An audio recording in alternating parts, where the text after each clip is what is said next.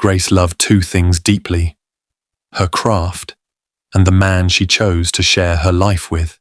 She owned a modest hair studio tucked between the busy lanes of Warren Park D in Harare.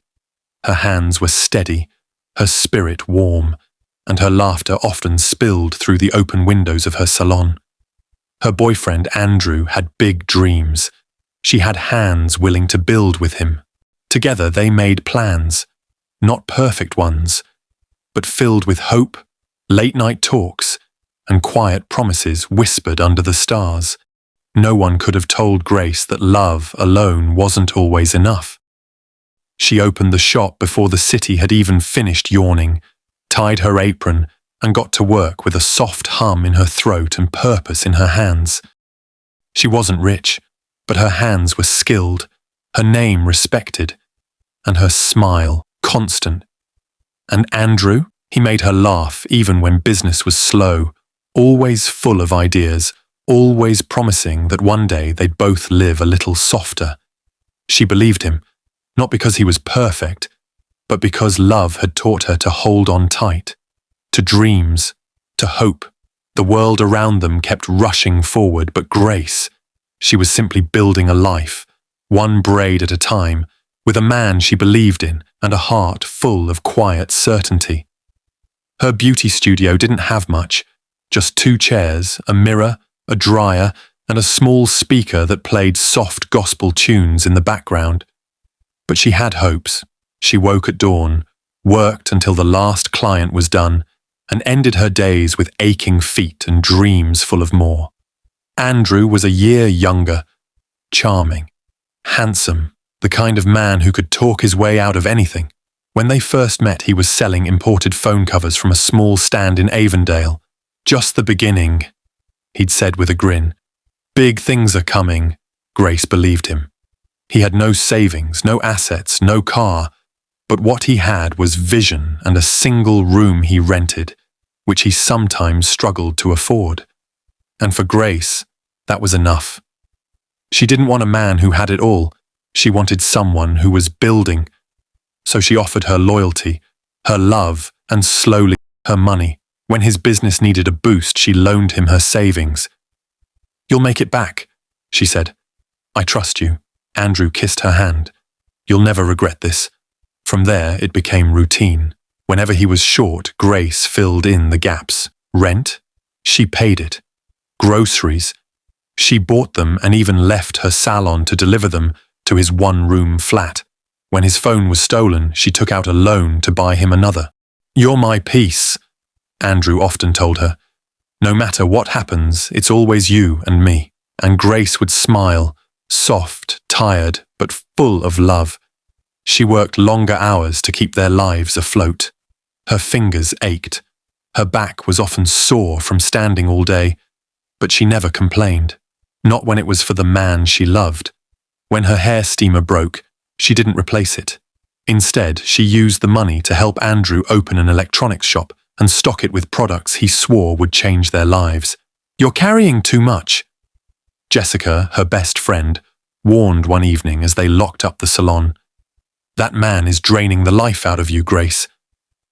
"He just needs time," Grace replied, her tone gentle but firm. "I believe in him. One day he'll succeed, and it'll all be worth it." Jessica gave her a long, pointed look. "One day he'll succeed and forget the woman who built him." Grace laughed it off, but that night Jessica's words lingered like smoke in the corners of her mind. Still, Grace stayed, and she kept giving. One Saturday, Andrew walked into the salon, his face lined with urgency. "Grace, I need your help again," he said. "If I can get just $2,200, I can double it. I've got a supplier lined up, I just need the capital." Grace paused, her heart sinking. "Andrew, that's all I've got left. I've been saving up for new dryers." He took her hand, eyes pleading. "I promise, this is the last time. Once I flip the stock, I'll pay you back and buy you the best dryers you've ever seen." She looked at him a long moment, her gut uneasy, but in the end she nodded. "Okay." "God bless you," he whispered, pulling her into a tight hug. That night, Grace lay on her thin mattress, staring at the ceiling. Her body was tired, her heart even more so. Her hope was fading, but her love still held on. Weeks passed. Still no word about the business, no mention of repayments. Grace sent messages, but his replies became delayed. When she called, he wouldn't answer. He started spending more time out, dressed sharper, wearing expensive cologne, and always on the move. Whenever she asked about the business, he would brush her off. "It's going well," he'd say. "Just a lot on my plate." His excuses became vague. His eyes stopped meeting hers. "Andrew?" she asked one night, voice low and unsure. "What happened with the supplier?" "I'm still waiting on payment," he said casually. "They said the check will be ready this week." "Okay." She nodded slowly. "I just needed to know. One of my dryers is completely dead, and my clients are starting to walk away because of the wait times." He gave a nonchalant shrug. Another month passed. Then one day, without warning, Andrew strolled into the salon. He was wearing a designer shirt, sunglasses pushed up on his forehead, and confidence she didn't recognize. "Grace," he beamed. "It happened. I got the deal. We're in business." Grace's eyes widened, her hands frozen mid-braid. "What deal?" she asked cautiously, blinking at the man before her, so familiar, yet suddenly not. Andrew flashed a grin and leaned against the doorframe like he hadn't been ignoring her for weeks. "The supplier came through. I made the connections, Grace. I've got stock coming in weekly now, phones, accessories, even laptops. The shop's booming. I'm already talking to someone about opening a second location in Borrowdale." Her heart skipped. Finally. The months of sacrifice, the debt, the missed meals, it was finally worth something. She dropped her comb and walked over to him. "So, we can pay back the loan, replace the dryers, get the salon back in shape."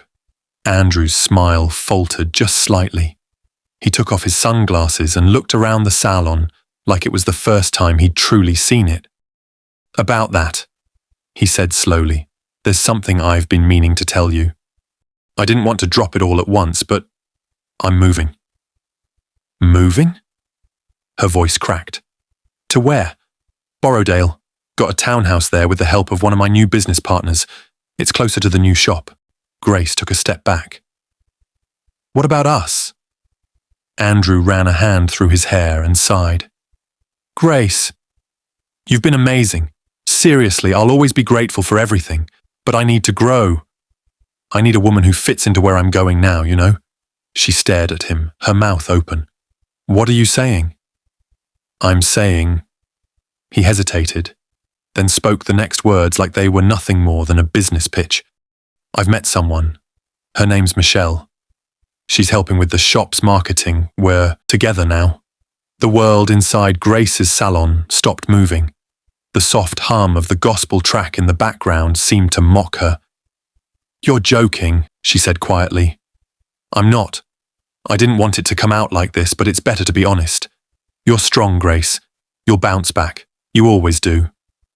She felt the floor tilt under her. "You used me?" she whispered. "You took everything. My savings, my time, my trust, and gave it to someone else." Andrew looked away. "I didn't mean to hurt you. I just outgrew this." He turned to leave, as casually as he had walked in. Grace stood frozen for a long while. Then slowly she walked to the mirror and looked at herself. Really looked. Her eyes were tired, her heart was broken. But behind the pain was something else, steel. She walked to the door, locked it, turned the open sign around and sat on her stool. Her hands were shaking, but her resolve was settling. She had built something once, with nothing but a comb, faith, and 2 chairs. She would rebuild again. But this time, no one would be allowed to build on her back and walk away. Not again. For 2 days, Grace didn't open the salon. She lay on her mattress, wrapped in a blanket that didn't quite reach her toes, staring at the cracks in the ceiling she once ignored. Her phone buzzed. Clients checking in, Jessica calling, debt reminders, but she let it ring. Her soul felt bruised. Not just from Andrew's betrayal, but from the slow, silent way she had let herself fade while trying to light up someone else's path. On the third morning, she got up before the sun. Her body moved like it remembered how to, even if her heart wasn't ready. She swept the floor, boiled water, washed her towels by hand. She plugged in the old hairdryer that barely worked and stood over it as it sputtered like a tired machine. She didn't cry. She just watched it and nodded. We're not done yet. Jessica showed up just after 9, holding a plastic bag with tea and fresh bread. Her eyes softened when she saw Grace standing behind the mirror again. I knew you'd rise, Jessica said, setting the food down. Your fire, just forgot for a second. Grace didn't smile, but something in her chest warmed. I need a new dryer, she said simply, and I need clients to come back. I need everything. But I'll start with one thing. That night, she went on Facebook and posted a picture of her small salon with a caption, "From 2 chairs and a broken heart, I'm still standing. Come get your crown fixed." The post spread like wildfire. Clients she hadn't seen in months messaged her. Strangers shared her story. And by the end of the week, the salon was full again, not just of people, but of something Grace hadn't felt in a long time. Energy. The tips started adding up. She offered late-night specials for students. She braided by candlelight during power cuts. She accepted payments in parts, sometimes just for the sake of keeping people looking good. And through it all, she kept her focus. She had no time for people who fed off her light only to try and dim it. Months later, the salon had new dryers, a new signboard, and a second location in Mufakosi, run by Jessica. Grace no longer worked to survive. She worked to grow. She trained 3 young girls from her neighborhood in hairdressing. She held free grooming days once a month for school kids. The city had changed. Taller buildings, new combi routes, and more traffic than Grace remembered. But her routine was the same.